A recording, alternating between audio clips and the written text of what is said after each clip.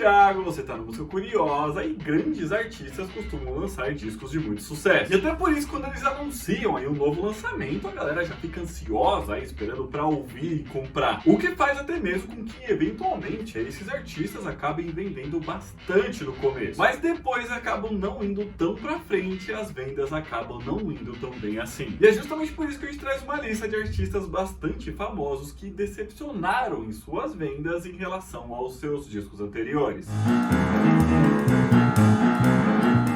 Bom, a gente começa a lista aqui com um disco de uma artista que teve no Brasil agora bem recentemente, que é a Mariah Carey. A galera tava tensa pra saber se ela vinha ou não, mas no final deu tudo certo. Mas enfim, no ano de 2001 ela já era uma cantora bastante famosa e estabelecida na cena musical, já tendo 7 discos lançados e que venderam milhões e milhões de cópias em todo o mundo.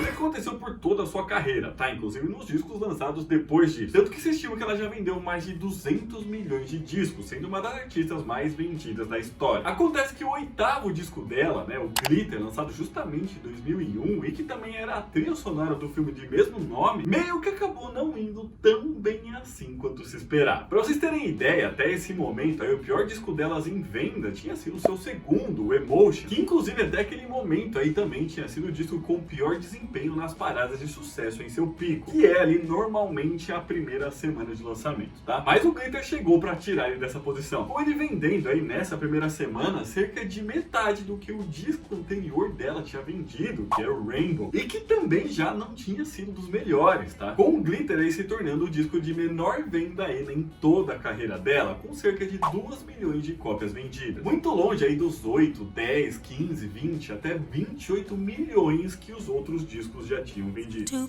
painful to talk about. Indo agora para a história de um disco aí, de uma parceria que acabou dando uma decepcionada, aconteceu em 2011. Mas tudo começou em 2009. Isso porque tinha sido nesse ano aí que tinham sido convidados para se apresentar junto na celebração do 25º aniversário do Hall da Fama do Rock, o Lou Reed e o Metallica. O que já pegou ali algumas pessoas de surpresa, né? Já que apesar dos dois aí tocarem rocks, eram rocks bem diferentes um do outro. Com o Lou Reed ali tocando um rock mais alternativo, enquanto o Metallica tocava metal. Mas enfim, era uma celebração e coisas assim acontecem nesses momentos.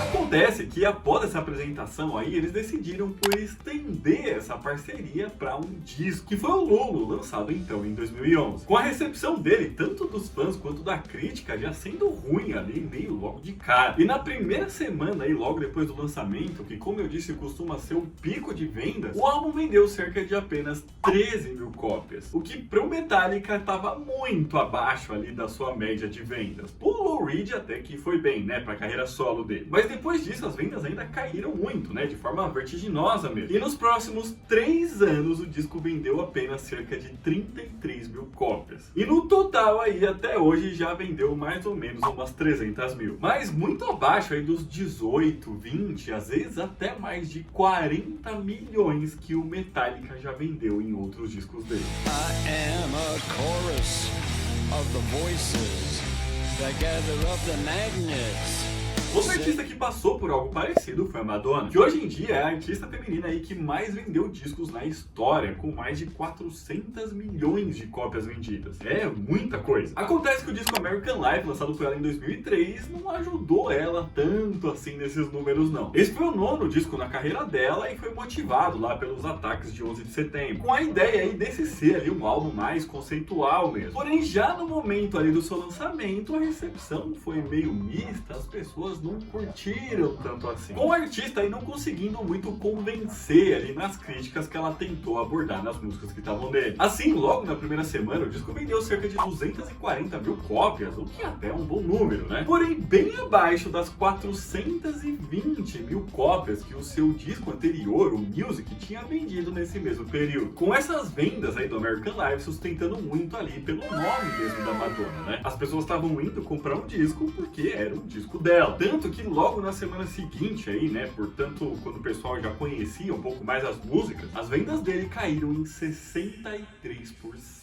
Portanto, aí mais da metade, né? No final, apesar desse disco ainda ter vendido milhões, né, era um disco da Madonna, ele acabou sendo o disco menos vendido dela em toda a sua carreira, com cerca de 5 milhões de cópias sendo comercializadas até hoje. E assim, como ela tem vários aí que venderam mais de 20 milhões de cópias, outros que venderam mais de 30 milhões, esse aí acabou dando uma grande decepcionada comparando a própria carreira dela, né?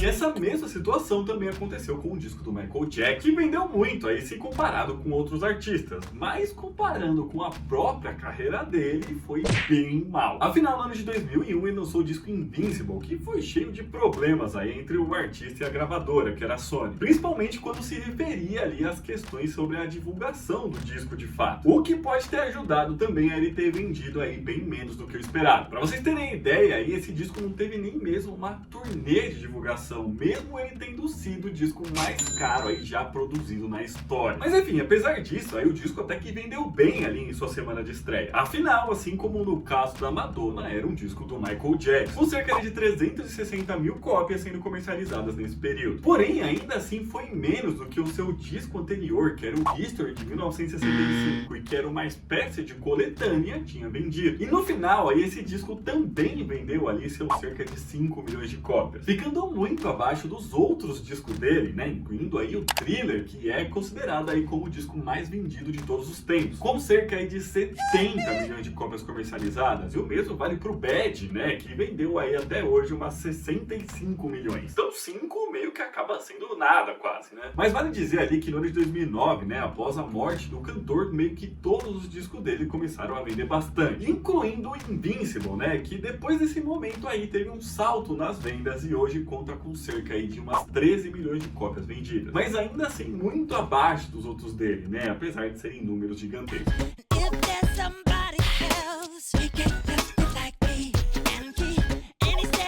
Rapidinho de continuar essa lista, se você estiver gostando desse vídeo, já deixa o seu joinha aqui embaixo, que ajuda muito a gente. Se inscreve no canal, porque toda semana a gente lança mais vídeo assim. Se você quiser e puder ajudar a gente um pouquinho mais, é só clicar aqui embaixo no botão de Seja Membro. E se por acaso aparecer pra você a opção de hypa aí que ajuda a divulgar bastante o vídeo, beleza? Bom, no ano de 2013, a Britney Spears lançou o seu 8º disco, Britney Jean, que tinha ali a intenção de ser um álbum mais pessoal, onde ela falaria ali dela mesma, né, e de todas as coisas que ela vinha passando até aquele momento. Com ela também tendo uma grande importância aí na produção dele mesmo. Porém, quando ele foi lançado, a recepção dele já foi bem mista, tá? Com muita gente achando que não era um disco tão pessoal assim. Ainda mais considerando todas as histórias públicas e polêmicas, né, que todo mundo sabe que tinha acontecido com ela. Ainda mais que ele gerou ali alguns questionamentos sobre a veracidade ali na voz dela, né, nas gravações das músicas. Tudo isso fez aí com que na semana de estreia ali do disco ele vendesse cerca de 107 mil cópias, sendo o menos vendido dela aí nesse momento de pico em toda a sua carreira, mesmo com ele tendo uma grande divulgação. Somente para vocês terem ideia, o segundo álbum dela, né, o Oops, I Did It Again, vendeu cerca de 1.300.000 cópias nesse mesmo período, com a estimativa aí de que o Britney Jean tenha vendido cerca de 600.000 cópias aí por todo o período no mundo todo. Então muito, mas muito abaixo aí dos cerca de 20 milhões aí que os seus discos mais conhecidos já venderam.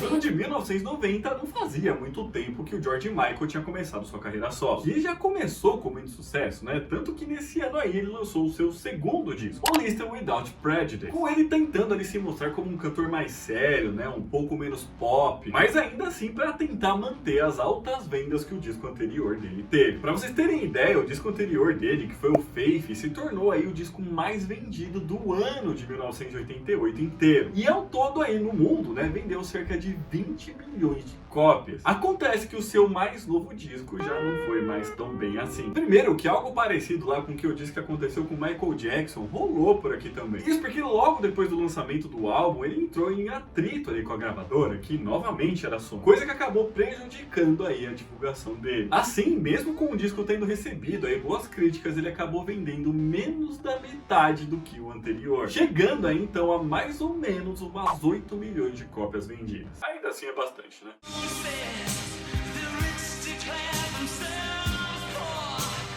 Agora, pra finalizar, no ano de 2010, a Christina Aguilera lançava o seu 6º disco, Bionic, que veio aí logo depois do seu primeiro lançamento de compilados de grande sucesso, que foi o Keeps Getting Better, a Decade of Hits, que foi muito bem, vendeu bastante e tudo mais. Mas agora então tinha chegado a hora dela lançar aí um novo disco de músicas inéditas. E esse disco gerou uma grande expectativa, ainda mais que até a participação de outras artistas aí bastante conhecidas, como a Nicki Minaj, a Pitts, e trazia também uma sonoridade diferente do que os seus discos anteriores, misturando ali mais também com música eletrônica. Porém, quando ele foi lançado, ele já foi recebido ali pela crítica também de maneira meio mista, né? Mais pro negativo mesmo. A expectativa foi bem maior que a realidade, vendendo cerca de 111 mil cópias na primeira semana, mas ao todo aí ficando ali mais ou menos no 1 milhão. Bem menos, portanto, aí dos seus discos de mais sucesso, que venderam 17 milhões, 13 milhões e por aí vai. Ficando abaixo, inclusive, do álbum Me Reflejo, que era um disco todo em espanhol. Portanto, ali para um público menor, né? E que conseguiu vender ali mais ou menos umas 3 milhões e meio de cópias.